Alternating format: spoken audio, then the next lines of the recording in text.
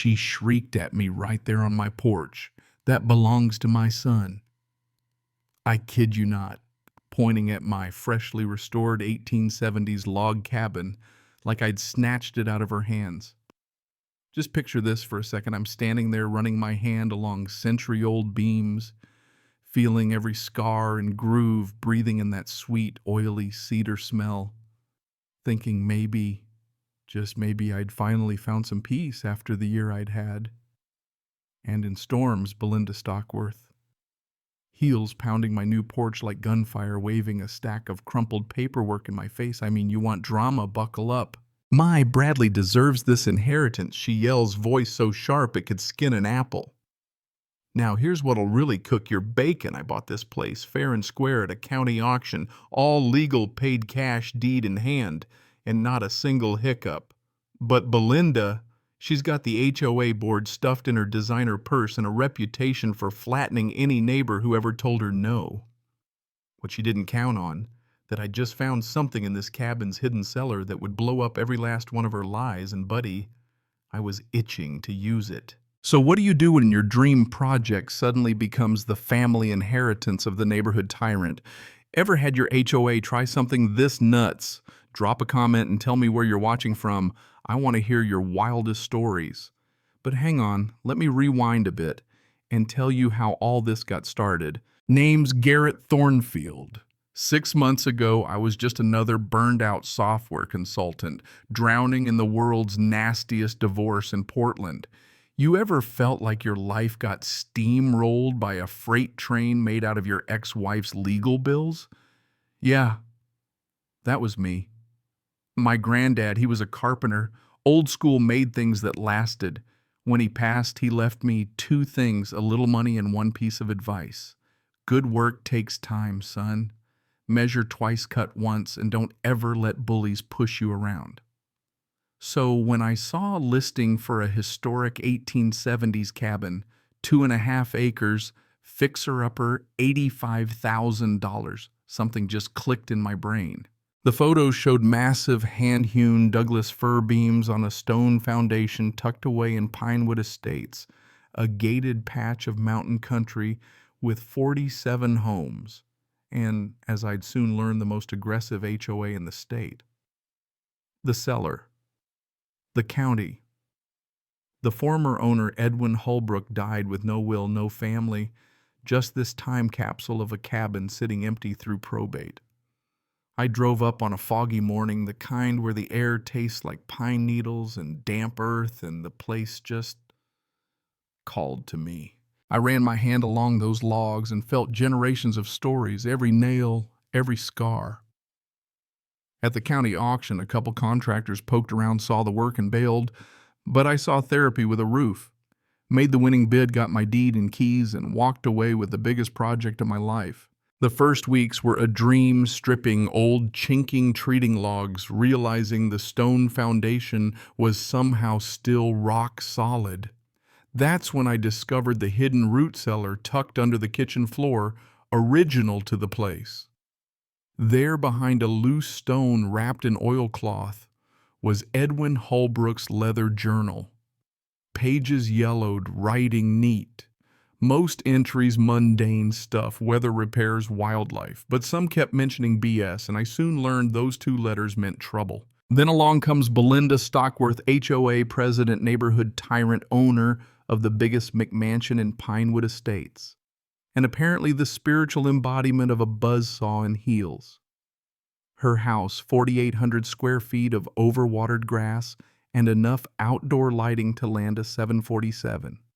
She lived there with Donald, a retired banker, and Bradley, their 28-year-old son, who, best I could tell, spent most days perfecting the art of unemployment. Week 3 of my restoration, I hear the crunch of gravel and Belinda's BMW glides up like she's coming for an IRS audit.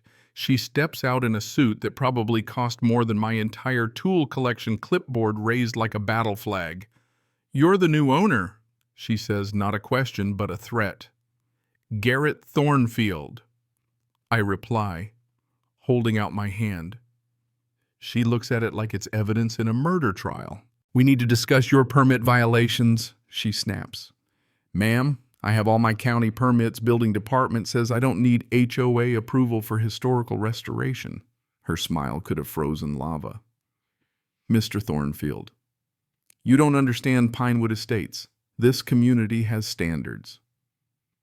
Then she drops her bomb. Edwin Holbrook was my late husband's business partner. They agreed this property would stay in our family. My son Bradley has moral rights to this cabin. I'm standing there, jaw half open, trying not to laugh as she tells me I bought stolen goods and offers to let me out easy by selling to Bradley for exactly what I paid. I politely decline, and her face does a full Halloween transformation. Then you'll face the consequences. Work stops now. Daily fines.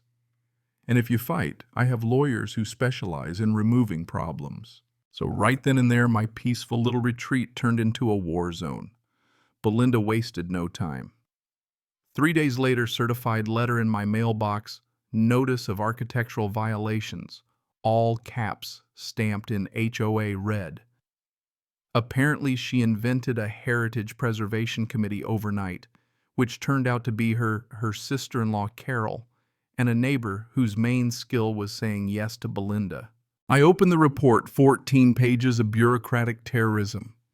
My so-called crimes: installing modern electrical instead of keeping 140-year-old fire hazards, upgrading plumbing so I didn't need to freeze my tail off using an outhouse in January, and my favorite, adding non-period LED lights as if she wanted me to burn the place down with kerosene lanterns. The hypocrisy. Her McMansion had a hot tub, granite counters, and enough LEDs to be seen from space. So I do what any stubborn fool would do. I dig up paperwork. At the Historical Society, the librarian Margaret helps me pull 1870s photos county records. Everything showing my cabin predated the HOA by almost a century. Edwin's journal. That's where I struck gold. BS tried another scheme today. Caught him selling our lumber to side customers while claiming equipment failures delayed our shipments. He'd kept insurance papers too, just in case. Enter Ruby Castellanos, my neighbor, and as it turns out, a local legend. She shuffles over one night while I'm cleaning up and whispers, "Son, you're walking into a tiger trap. That woman's got more tricks than a carnival con artist." Ruby lays it out. Belinda manufactures violations, pushes people out, snaps up properties cheap for her cronies. There was a teacher, a vet with a flagpole all run off for violations. She owns the board through relatives and bribes. Been running this place like Stalin ran Russia. Ruby smirks. I remembered what I learned from my own divorce lawyer, HOAs. Can't retroactively apply new rules to old properties. That's what grandfathered means. Belinda's little war escalates: daily inspections, photos of every nail flyers, warning neighbors about outsiders tanking property values. From my porch each evening, I watch her snapping pictures like she's making a true crime documentary, sometimes talking to herself, waving her clipboard at my restoration like I'm building a meth lab. Then I meet Marcus and Diana Price, the young couple 3 houses down. They show up nervous, tell me we're next. Pool violations, fence height, she's coming for us. Turns out I wasn't alone. But the real twist, I catch Bradley, yes, the son, snooping around my cabin with keys. Just checking out my future property, he says, like he's claiming his birthright. When I call him out, he says, "Mom gave me the keys. Previous owner left them with HOA for emergencies. This is our family's anyway."